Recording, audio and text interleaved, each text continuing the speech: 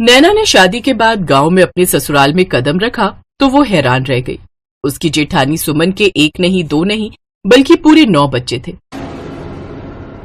मुन्नी, पायल, कंचन, जाओ तुम सब अपनी महक और आंचल दीदी के पास जाकर खेलो। माँ, हमें चाची के साथ खेलना है। हम चाची के पास बैठेंगे। अरे कोई बात नहीं भाभी, इन सबको मेरे पास ही बैठने दो, मुझे भी इनके साथ बैठना अच्छा लग रहा है। तभी नैना का जेठ सुमेर आ जाता है। अरे ये इतना शोर क्यों मचा रखा है इन छोरियों ने? इतनी बार कहा है कि इनका मुंह बंद रखा कर। लड़कियों का ज्यादा हंसना बात करना अच्छी बात नहीं होती। जी वो सब अपनी चाची से पहली बार मिल रही थी ना, इसीलिए सब बातें करने लग गई। चलो तुम सब जाओ और बाहर जाकर खेलो। तभी सुमन की सास आ जाती है। बहू, तूने दवाई खाई थी आज की या भूल गई? माँ जी, वो दवाई खाकर मुझे बहुत उल्टियां होती है, वो दवाई अब नहीं खाई जाती। दवाई तो तुझे खानी पड़ेगी सुमन, अगर बेटा चाहिए। सुमेर का मन है कि एक बेटा हो, इसलिए इस बार कोशिश करके देख लियो। इस बार दिन चढ़े गर्भवती हुई तो इस दवाई से बेटा ही होगा। ला मैं खिलाती हूँ, ऐसे तो तू खाएगी नहीं। नैना सब कुछ देखकर बहुत घबरा रही थी। ये हुई ना बात। अब देखना, इस बार थोड़े से दिन ऊपर होने दे, अपने आप बदलाव पता चल जाएगा। अरे नैना बहू, तुमने कुछ खाया पिया या नहीं? आओ बाहर आओ, नाश्ता लगा रही हूँ, तुम भी खा लेना। हमारे गांव की रोटी में कितना स्वाद है ये तुम्हें खाकर ही पता चलेगा। जी मैं अभी आती हूँ माँ जी। नैना की सास और जेठ कमरे से बाहर चले जाते हैं। सुमन भाभी, पहले ही आपके 9 बच्चे हैं, अब आप 10वां बच्चा करने के बारे में सोच रहे हो। जब तक बेटा नहीं हो जाएगा मुझे बच्चे करते रहना होगा। मेरे हाथ में कुछ नहीं है नैना, मैं तो इनके लिए बच्चे पैदा करने की एक मशीन हूँ। मैंने 9 बेटियों को पैदा किया है, ये बात इन्हें गवारा नहीं है। इन्हें तो मुझसे बेटा चाहिए, इसीलिए तो ये दवाई खिलाकर गई है माँ जी।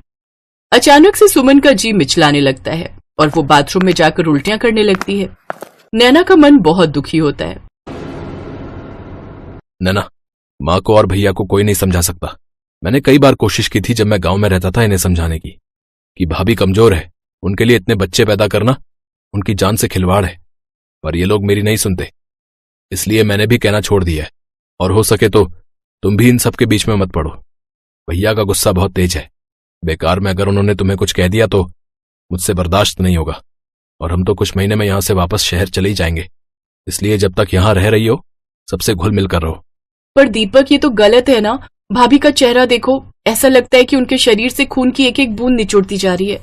मैं तो क्या, कोई समझदार डॉक्टर भी होगा तो वो भी भाभी को अब 10वां बच्चा करने के लिए मना कर देगा। तभी नैना की सास आ जाती है। ये लो बहू, खीर तो तुमने खाई ही नहीं थी, मैंने सोचा खुद ही ले आती हूँ। अब तुम भी जल्दी ही बच्चे की खुशखबरी देना। मैं तो यही कहूंगी कि बेटा पैदा करना जो हमारे घर के वंश को आगे बढ़ाए। बड़ी बहू तो पहले ही 9 बेटियां पैदा करके हमें परेशान कर चुकी है, पर मैं उम्मीद करूंगी कि तुमसे हमें बेटे की खुशखबरी ही मिले। अब जल्दी जल्दी 2-4 बच्चे पैदा कर लेना। दीपक, तेरा भाई बुला रहा है, जा सुन ले। नैना अपने ससुराल वालों की घटिया सोच को देखकर बहुत अजीब सा महसूस कर रही थी। नैना को अपने ससुराल में रहते कुछ दिन बीत गए थे और फिर एक दिन सुमन के सास उसे चेकअप के लिए अस्पताल ले जाने लगी, तो नैना ने बहाने से उसे रोक दिया। माँ जी, वो मेरे पेट में थोड़ा दर्द है, 2-3 दिन से हो रहा है। मैं सोच रही थी मैं भी डॉक्टर से कोई दवाई ले आऊंगी। मैं भाभी के साथ अस्पताल चली जाऊं? हाँ हाँ बहू, क्यों नहीं, अच्छी बात है। तुम अपनी दवाई भी ले आना और हाँ, इसका अच्छे से चेकअप करवाना और डॉक्टर से पूछ लेना कि ये दोबारा माँ कब बन सकती है। जी ठीक है माँ जी। नैना ने जानबूझकर पेट दर्द का बहाना किया था ताकि वो अस्पताल जाकर डॉक्टर से बात कर सके। देखिए नैना जी, आपकी जेठानी सुमन बहुत ज्यादा कमजोर है, इनमें खून की बहुत कमी है। अगर ये 10वां बच्चा करने के बारे में सोचेंगी तो इनकी जान को खतरा है। मैं तो यही कहूंगी कि इन्हें एक और बच्चा पैदा करने का चांस बिल्कुल नहीं लेना चाहिए। डॉक्टर, फिर आप बताइए कि हम ऐसा क्या करें ताकि भाभी की जान को खतरा ना हो। एक ही इलाज है, इनके बच्चा बंद का ऑपरेशन करवा दो। मैं बच्चा बंद का ऑपरेशन नहीं करवाऊंगी। अगर मैंने ऐसा किया तो मेरा और मेरी बेटियों का भविष्य खराब हो जाएगा। नहीं नहीं डॉक्टर, आप ऐसा कुछ मत करना। नैना चलो यहाँ से, मैं यहाँ नहीं रुक सकती। सुमन घबराकर घर लौट आई।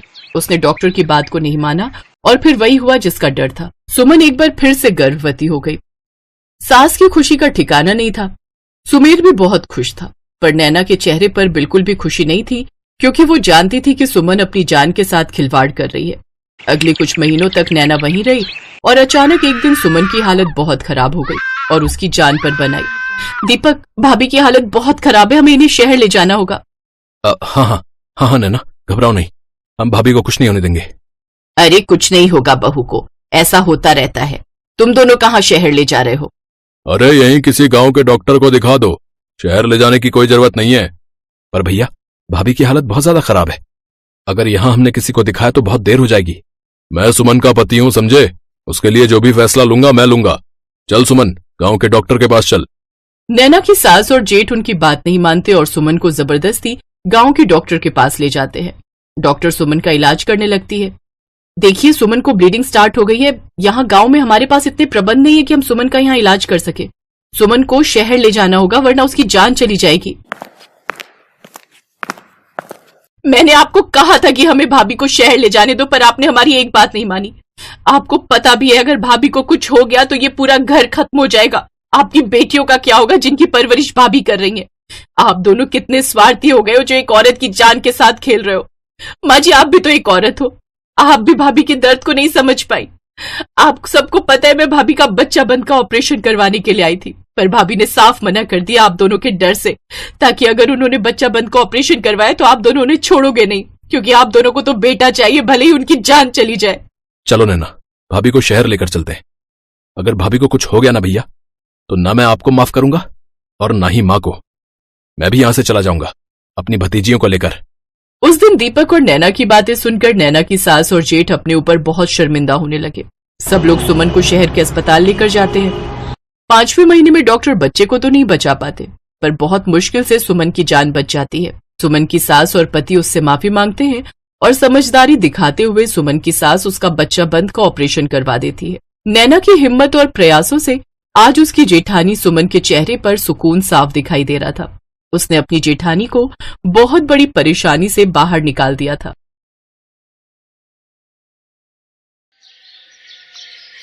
अनुराधा के पति का अचानक एक बीमारी से देहांत हो गया।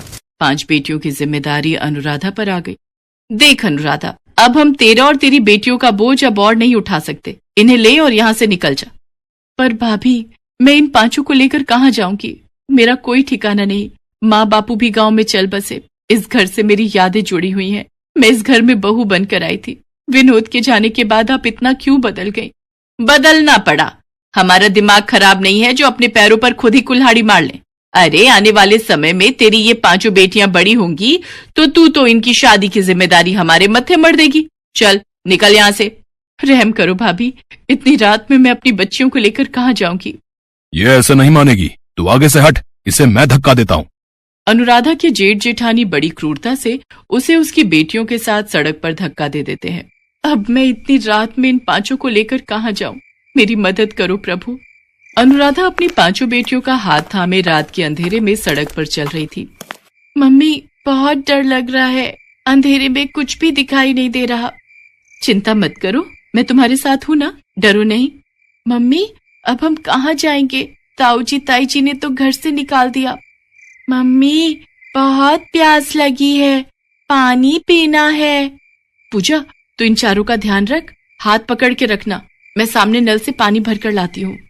अनुराधा अपनी बेटियों को सड़क के किनारे बिठाकर पानी लेने चली जाती है। तभी एक गुंडा अनुराधा के पास आता है और उसका हाथ पकड़ लेता है। क्या बात है, प्यास लगी है क्या? कहो तो हम बुझा दें। मेरा हाथ छोड़ो, मुझे छोड़ दो। ओए, जब वो कह रही है तो छोड़ क्यों नहीं देता? अबे तू इसका कौन है, जो बीच में टांग अड़ाने आ गया? मैं कोई भी हूँ, तुझे इससे क्या? लगता है तू ऐसे नहीं मानेगा। वो आदमी गुंडे को मार पीट कर वहां से भगा देता है। शुक्रिया भैया, आज आपने मेरी मदद की।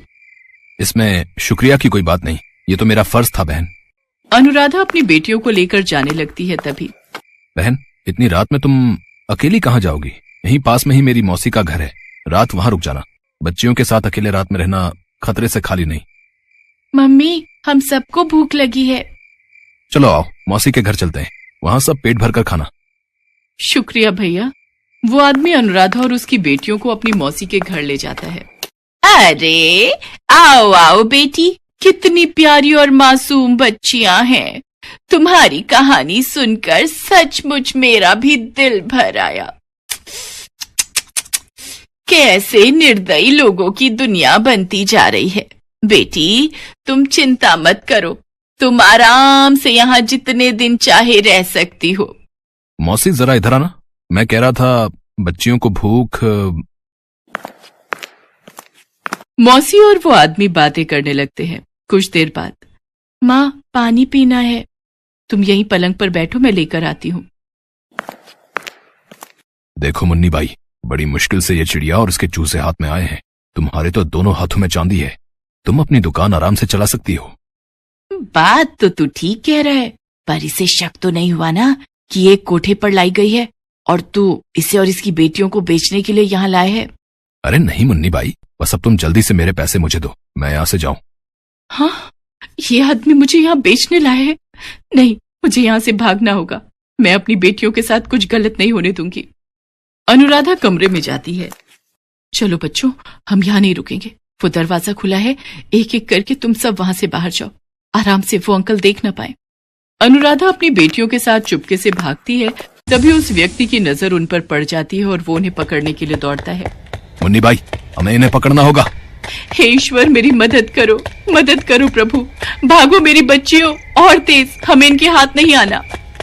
तभी अनुराधा देखती है सामने हनुमान मंदिर है और वहां घंटियों की आवाज आ रही है। चलो बच्चों, जल्दी से हनुमान मंदिर में चलते हैं, वहां हमें कोई कुछ नहीं कहेगा। अब हम लोग इन्हें नहीं पकड़ सकते, ये हनुमान मंदिर में चली गई है। किसी ने हमें वहां देख लिया तो पुजारी और सब लोग हमें पुलिस को पकड़वा देंगे। कैसी किस्मत खराब है, इस सौदा भी हाथ से चला गया है। चलो वापस चलते हैं। हे बजरंगबली, आज आपने मेरी और मेरी बेटियों की जान बचाई, आप धन्य है प्रभु।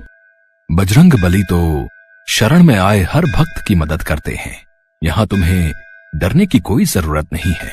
पर बेटी, तुम इतनी घबराई हुई क्यों हो? अनुराधा पुजारी जी को अपनी सारी दुख भरी कहानी बताती है। बेटी, तुम चाहो तो इसी हनुमान मंदिर में रहकर प्रभु की सेवा करो, यहाँ तुम्हें किसी प्रकार का कोई डर नहीं। पुजारी जी की बात सुनकर अनुराधा को थोड़ी तसल्ली होती है। उस दिन से अनुराधा अपनी 5 बेटियों के साथ हनुमान मंदिर में ही रहने लगी। अनुराधा और उसकी 5 बेटियां हनुमान मंदिर की सेवा करती थी। वहां की साफ सफाई, देखभाल, ये सब अनुराधा ही संभालती थी। एक दिन अनुराधा ने पुजारी जी से कहा, पुजारी जी, मैं सोच रही थी मंदिर के बाहर ही फूल माला और पूजा की सामग्री बेचने का काम करके थोड़े पैसे कमा लूंगी, ताकि अपनी बेटियों को स्कूल में पढ़ा लिखा कर उनकी शादी कर सकूं।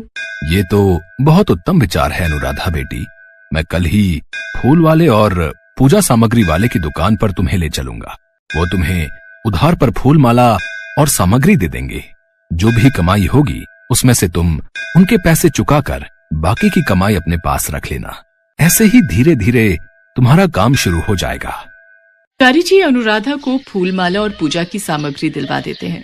अनुराधा मंदिर के बाहर ही फूल माला और पूजा की सामग्री बेचने लगी।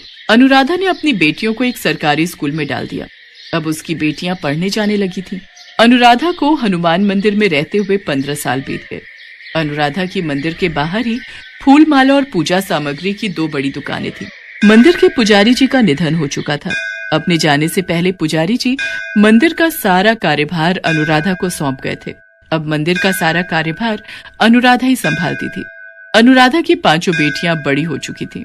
अनुराधा को शहर में बहुत से लोग जानते थे और उसके अच्छे व्यवहार से सभी परिचित थे।